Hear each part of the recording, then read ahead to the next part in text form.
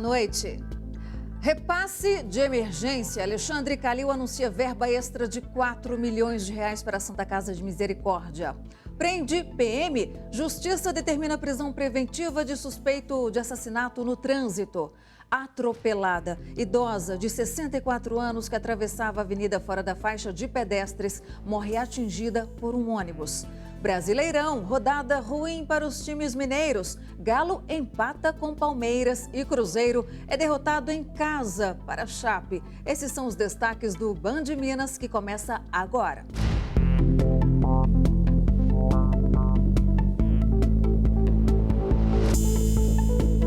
A gente começa essa edição falando da situação da Santa Casa de Misericórdia, que enfrenta uma grave crise financeira. Só neste ano, precisou reduzir mais de 400 leitos. Para ajudar a resolver o problema, a Prefeitura vai fazer um repasse emergencial de 4 milhões de reais. O governo federal também deve ajudar aí no valor repassado mensalmente.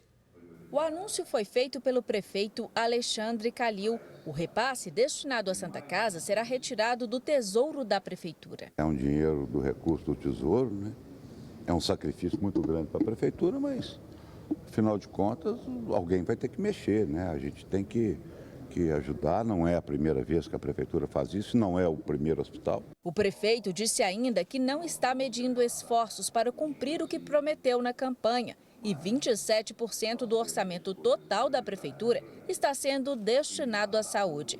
Com a retirada de 4 milhões do tesouro, será preciso economizar. Essa prefeitura, desde que nós sentamos aqui, nós só pensamos em governar para quem precisa e economizar dinheiro para sobrar para esse tipo de coisa.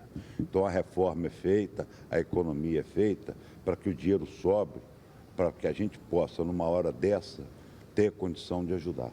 Então é por isso que é importante a economia, é por isso que é importante cortar cargo, é por isso que é importante revisar PPPs, revisar contratos, contratos viciados de anos e anos, e é isso que nós vamos fazer. E nos próximos dias a Santa Casa também vai receber um recurso a mais do Ministério da Saúde, um aporte de R$1 milhão por mês. A Santa Casa de Belo Horizonte vem enfrentando uma série de problemas financeiros. Há mais ou menos um mês, se viu obrigada a reduzir 40% do atendimento a novos pacientes.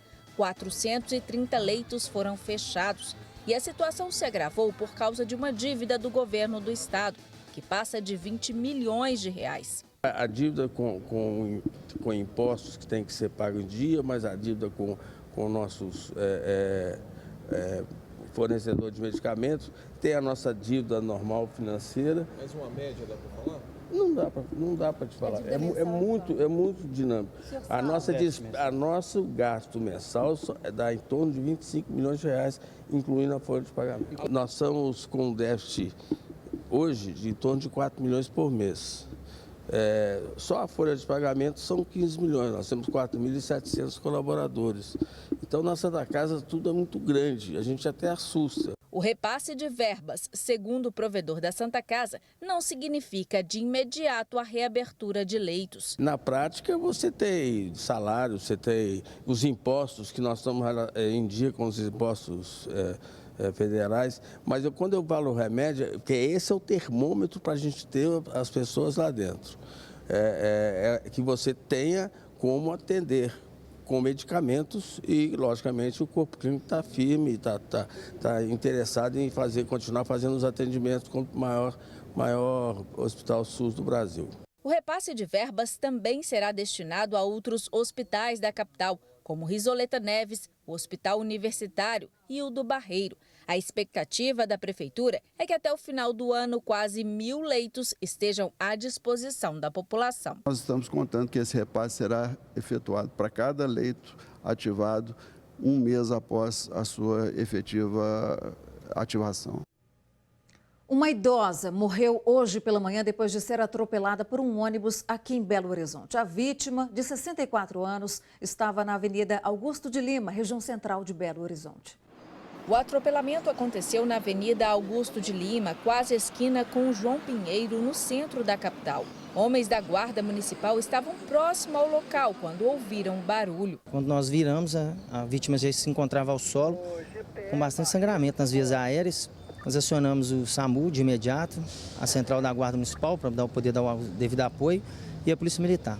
A mulher de 64 anos morreu ao tentar atravessar a avenida entre os carros. Isso a poucos metros da faixa de pedestres. Nós temos um trânsito brasileiro que mata em média 50 mil pessoas por ano. Trânsito muito violento, justamente por falta de cuidados específicos, baratos, módicos, sobretudo para o pedestre, que é a nossa parte mais fraca no trânsito. Então nós aproveitamos a oportunidade, o triste evento aí, para mais uma vez concitar aos condutores, pedestres, aos demais usuários da via, para guardar as regras de circulação e de segurança. Pedestre, atravesse na faixa.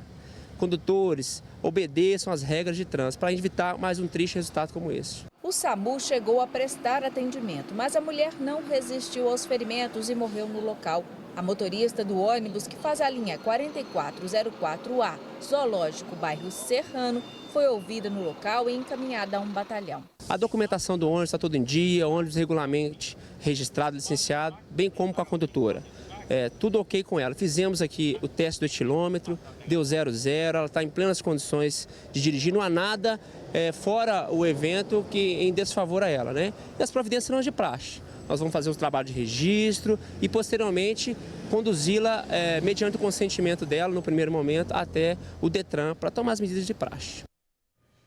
Na sexta-feira, nós mostramos aqui no Band Minas o assassinato de um empreiteiro após uma suposta briga de trânsito. Ele teria levado um tiro de um policial militar à Paisana. O PM está preso sob custódia no 13º Batalhão e hoje a Justiça determinou que ele continue na prisão preventivamente. Nós vamos falar ao vivo com Marcelo Silveira e tem mais informações sobre esse caso. Boa noite, Marcelo. Boa noite, Luciana. Boa noite a todos. Olha, o juiz Pedro Câmara Raposo Lopes foi quem decretou preventivamente a prisão desse policial militar, o Ronildo da Silva, de 48 anos. O juiz levou em consideração, Luciana, que brigas no trânsito estão, infelizmente, se tornando bastante frequentes e que o policial militar, por ser um agente público, deveria contribuir para o fim dessa barbárie viária. Foi a expressão que o juiz usou no documento. Já o militar, para se defender, disse que ao ser fechado por um carro, pensou que se tratava de um assalto, por isso disparou. Já um homem que estava no veículo junto com a vítima deu uma versão diferente e disse que o policial ficou irritado por ter sido fechado. O PM vai ser mantido preso preventivamente, aguardando a decisão da Justiça. Luciana. Vamos aguardar também. Obrigada, Marcelo, pelas informações. Boa noite para você. Boa noite. E a Polícia Civil prendeu em flagrante 2 suspeitos que seriam integrantes de uma gangue especializada em roubo de relógios de luxo, isso no bairro Belvedere. Na última semana, mais 4 suspeitos foram presos pelas polícias de São Paulo e Santa Catarina. A polícia prendeu Jonathan Simões Silva, de 26 anos, e Edson Moreira de Souza, de 28. A dupla foi pega em flagrante roubando relógios de luxo em bairros da região centro-sul da capital mineira. Os objetos valiam entre 40 mil e 120 mil reais. Eles agiam saindo do interior de São Paulo para cometer esses crimes de relógios de grife na capital mineira. As imagens divulgadas pela polícia mostram os suspeitos em 2 motos esperando o motorista de um carro de luxo parar o veículo dentro de um estacionamento para cometerem o crime. Os policiais acreditam que os 2 agiam com a ajuda de mais um comparsa. O terceiro suspeito, que ainda está foragido, era o responsável por dar cobertura à dupla. Era ele também quem ficava com o relógio enquanto os 2 partiam para o próximo crime. Com os criminosos foram apreendidas as motos, capacetes, celulares e um revólver calibre 25. Os investigadores disseram que a dupla presa em Minas tem ligação com o grupo detido em Florianópolis, Santa Catarina. O fato foi mostrado no último sábado pelo Jornal da Band.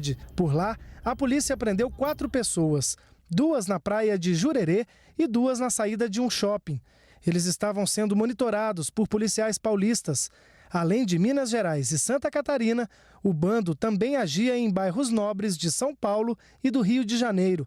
As ações da quadrilha eram sempre da mesma forma. Nos chamou a atenção essa capacidade que eles têm de poder distinguir uma réplica de um relógio original e até mesmo de uma outra marca nesse curto intervalo de tempo. As investigações continuam na busca do receptador na capital mineira e também no estado de São Paulo. Na delegacia, a dupla negou conhecer os outros suspeitos. Eles disseram apenas que estavam em Belo Horizonte passeando. Eu não sei o que é isso. Conhece algum deles? Não, eu não sei o que é isso. Já ouvi falar, mas não sei o que é isso. Hoje de manhã, a Polícia Federal realizou uma operação para reprimir a divulgação de pornografia infantil na internet e aplicativos de celular. Nós vamos falar agora com o Diogo Ramalho, que tem os detalhes dessa operação. Boa noite, Diogo. Boa noite, Luciana. Exatamente. O objetivo da operação, Lu, é reprimir o compartilhamento e posse de imagens e vídeos que contenham cenas de abuso sexual infanto-juvenil. Cerca de 45 policiais cumpriram 6 mandados de busca e apreensão em cidades mineiras. Belo Horizonte foram 3 mandados, 1 em Curvelo, 1 em Caratinga e 1 em Papagaios. 2 homens foram presos em flagrante, um aqui em BH e outro em Caratinga, no Vale do Rio Doce. Esses 2 que foram presos, eles irão cumprir aí penas previstas no Estatuto da Criança e do Adolescente e podem pegar de 1 a 6 anos de prisão. O nome Batata Quente da operação é uma alusão àquela brincadeira de criança e que quer dizer também que os investigados estão com a batata quente nas mãos, Luciana. Ok, obrigada pelas informações, Diogo. Boa noite para você. E no próximo bloco você vai ver que o fim de semana não foi tão bom para os times mineiros não, viu, no Brasileirão. O Galo empatou com o Palmeiras, já o Cruzeiro perdeu para a Chapecoense no Mineirão. A gente te conta como foram esses jogos depois do intervalo.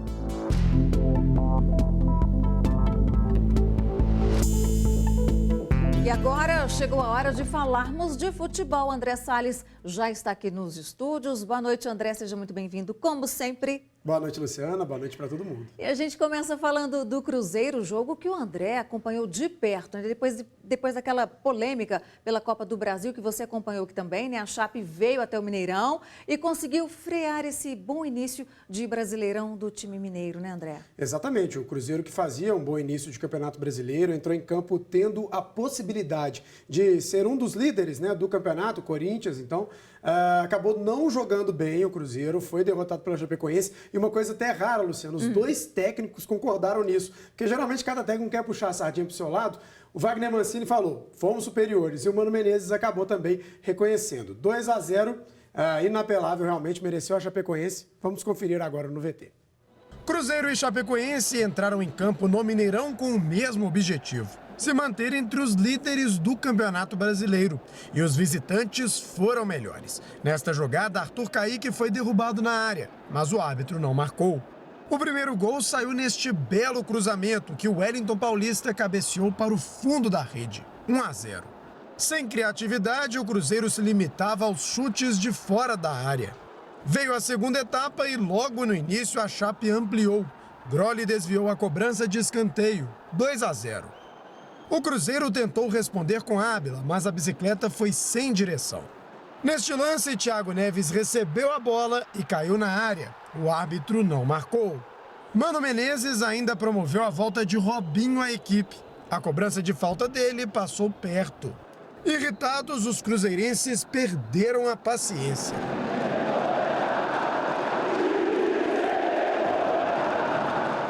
E o jogo só não terminou em goleada porque o chute de Rossi bateu na trave.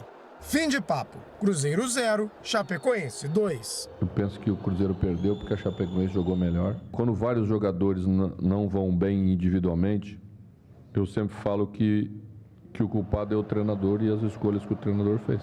A gente fica chateado com a oportunidade que nós desperdiçamos, mas terminamos o jogo muito conscientes de que não merecemos um resultado diferente do que o jogo apresentou no final. A derrota em casa interrompe o bom início de Campeonato Brasileiro pelo lado do Cruzeiro, que estaciona nos 7 pontos. Já a Chape é a líder da competição. Bacana você falar que você é líder do campeonato, segunda rodada seguida. mas a gente sabe que isso é momentâneo, né? Nós sabemos que essa posição vai ser liderada por outras equipes também. Os olhos estão voltados por uma equipe que é extremamente solidária dentro de campo, que tem uma marcação forte, que procura jogar no contra-ataque sempre que pode, mas hoje mostrou também que quando abriu o time e teve posse de bola, também mostrou um jogo muito interessante. Pois é, já o Galo foi até São Paulo, encarou o Palmeiras, né? Segurou ali o 0-0 empate, mas teve gostinho de vitória. Pois é, Luciana, essas coisas às vezes são até curiosas. Se a gente for analisar o resultado, o jogo em si, empatar com o Palmeiras, atual campeão brasileiro, a gente está vendo as imagens, é um ótimo negócio. Todo time que for para lá, para o Parque Antártica, né, a nova arena do Palmeiras, vai querer sair com um pontinho, é um ótimo negócio. Mas o Atlético está numa situação no campeonato que não é muito boa, né? Arrancou muito mal, principalmente nas duas partidas em casa. Acabou, então, empatando com a Ponte Preta, sendo derrotado pelo Fluminense. E aí, são só 3 pontos, 17ª posição. Então, o Atlético tem que reagir rápido. Falando sobre o jogo, Victor pegou um pênalti. Então, quando um goleiro pega um pênalti, nunca dá para reclamar demais. Então, um bom empate, o Atlético volta com um ponto, mas tem que reagir no campeonato. E, falando sobre a Copa do Brasil, foram sorteados hoje os confrontos das quartas de final. Vida difícil para os mineiros ou não, André? Pois é, a gente até preparou uma arte para mostrar aí como é que ficou essa história. A gente pode acompanhar aqui, olha só. O Atlético vai enfrentar o Botafogo e já está na ordem dos confrontos, ou seja, o Atlético joga a primeira partida aqui e define lá no Rio de Janeiro. Já o Cruzeiro pegou o Palmeiras, né? Jogou contra o Atlético, o Cruzeiro joga contra o Palmeiras. Nesse caso é inverso. O Cruzeiro começa a disputa em São Paulo e depois encerra aqui no Mineirão. São jogos complicados. O Botafogo vem muito bem na Copa Libertadores, está com uma equipe bem encaixada. E o Palmeiras tem um elenco muito grande, né? O time tem muitas opções, o Cuca chegou lá, ainda está tentando ajeitar a casa, mas é claro que é um confronto muito difícil para o Cruzeiro.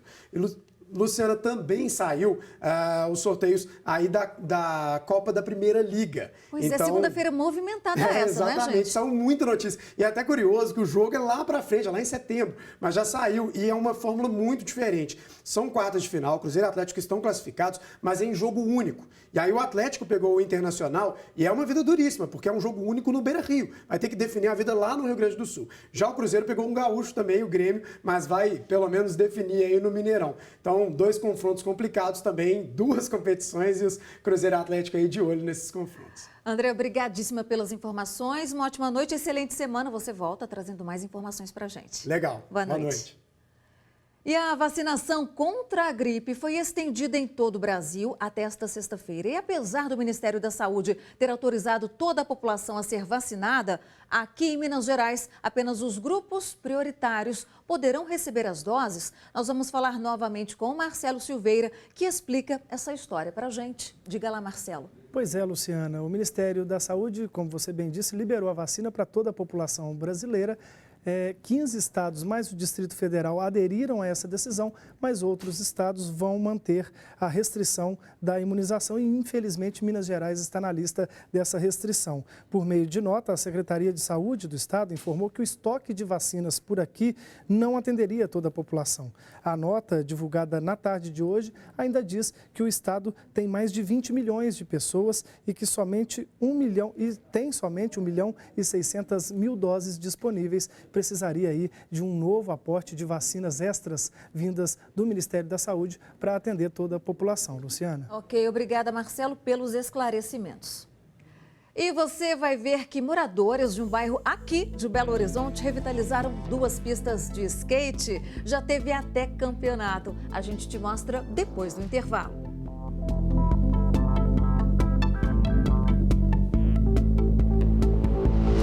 Durante todo esse mês de junho, Belo Horizonte vai oferecer para a população várias atividades para comemorar o Dia Mundial do Meio Ambiente. No Dia Mundial do Meio Ambiente, a orientação jurídica foi dada ali mesmo, no meio da praça. Movimentação de terra, a questão da regulação urbana, do passeio público, do direito dos animais, poda de árvores, inúmeras questões que afetam no dia a dia do cidadão e que muitas vezes eles têm dúvidas. Incoerente foi flagrar todo esse lixo, vidro, plástico, tudo ali espalhado no local. As pessoas reclamam muito que nessa praça havia vários containers para colocar materiais recicláveis e que foram retirados.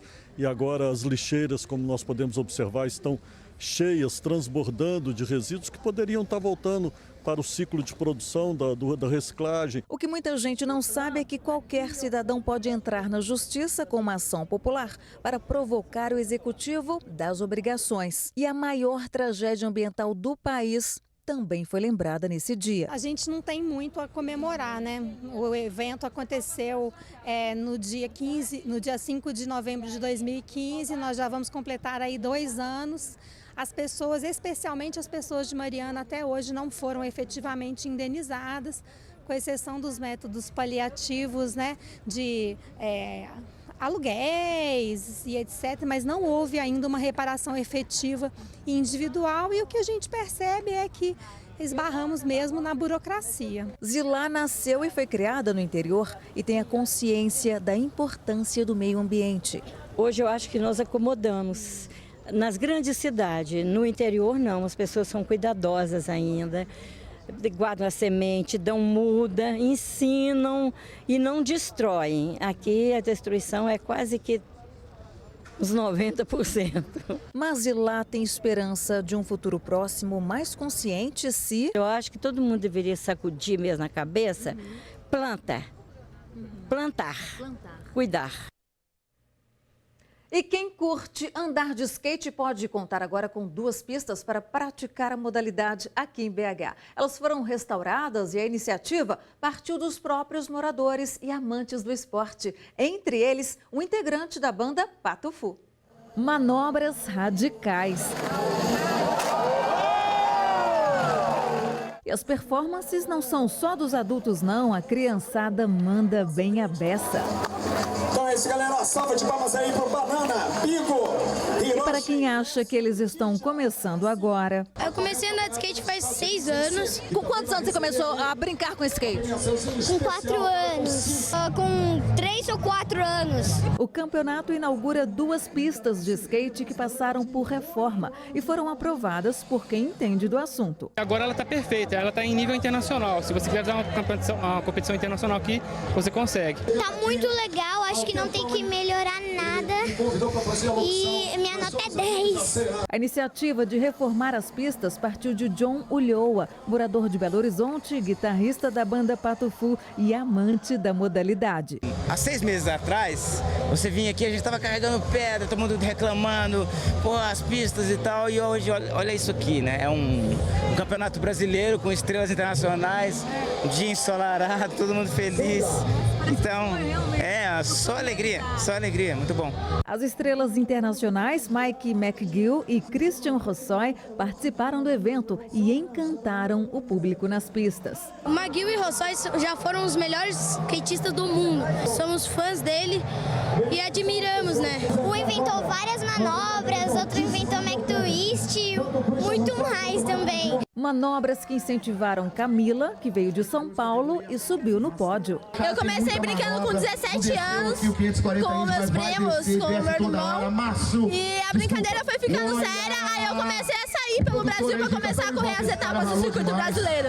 Vitória, que também conquistou um troféu, já consegue ver o futuro. Como é que você enxerga a Vitória no futuro? Sendo campeã mundial de skate. E, gente, a parada é a seguinte, vocês devem ter ouvido falar...